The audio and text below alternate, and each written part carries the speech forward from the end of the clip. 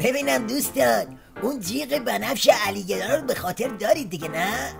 همون آژیر کشونه ولی فقیه رو میگم، همون که میگفت آماده شید آماده شید. همه دستگاه‌های جمهوری اسلامی از وزارت دفاع تا سازمان‌های ارتش و سپاه و دیگر دستگاه‌های مختلف باید این رو به عنوان یک دستورالعمل بشناسند. آمادگی‌ها را باید روز به روز افزایش بدن. آقا جک و جونورهای دلواپس و کوسه چی که تا دیروز بعد از هر کدوم از روزهای علیگدا می افتادن به جون هم، این دفعه به ناگهان ساز موافق کوک کردن و جفتشون هم ناله شدن که آی آمادگی وای آمادگی. فرمانده کل قوا در دیدار فرماندهان ارتش بر لزوم آمادگی نظامی، دفاعی و روحی نیروهای مسلح تاکید کردند. فرمان افزایش آمادگی به نیروهای مسلح. این مال ورقپاره دلواپس بود. حالا فقط محض نمونه انعکاس یکی از ورقپاره‌های باند کوسه رو هم بشنوید. آمادگی های نظامی و دفاعی خود را افزایش دهید. این فه بود. حالا شما دیگه خودتون تا فرزادش برید. معلوم قضیه طوفان منطقه‌ای دوریالی همه باندای حکومتی را انداخته و فهمیدن که رپتی پتو.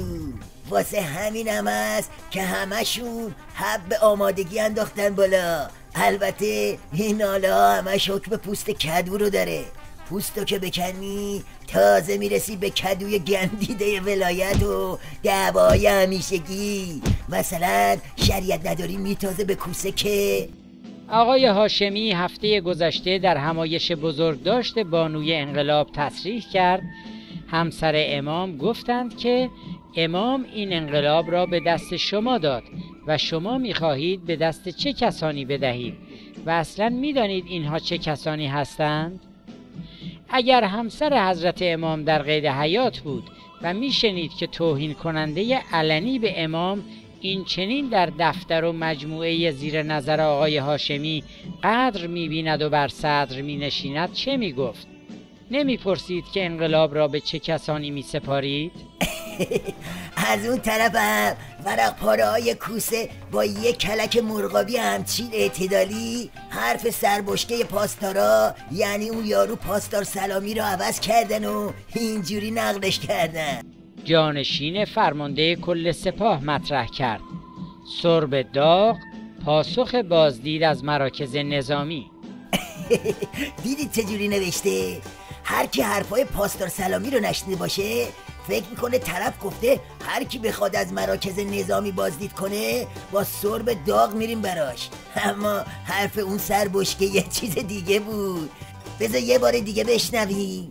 اجازه دادن به این که یک نیروی بیگانه، یک بازرس بتواند به پادگان نظامی سری بزند دقیقاً معادل اجازه دادن به اشغال سرزمین است. این موضوع دقیقاً مثل یک خیانت است، اصلا وطن فروشی است. اگر کسی این حرف ها را بزنه ما با سرب داغ جواب او را خواهیم داد.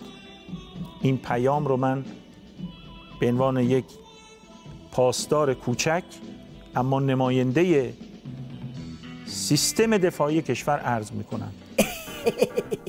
نکته موشکافانه رو داشتی؟ طرف حرفای این یارو بازرسان نیستن. این طرف سرب داغ و نشون نوچه های کوسه و تیم مذاکره کننده داد. میگه اگه بخوای سر این چیزا معامله بکنید میزنیم شل و پلتون میکنیم. یعنی میخوام بگم اون زیر میزا دعوا تا سرب داغم رفته. الان که صحبت سرب داغه احتمالا بعد ضرب الجد کار به موشک زمین به زمین میکشه.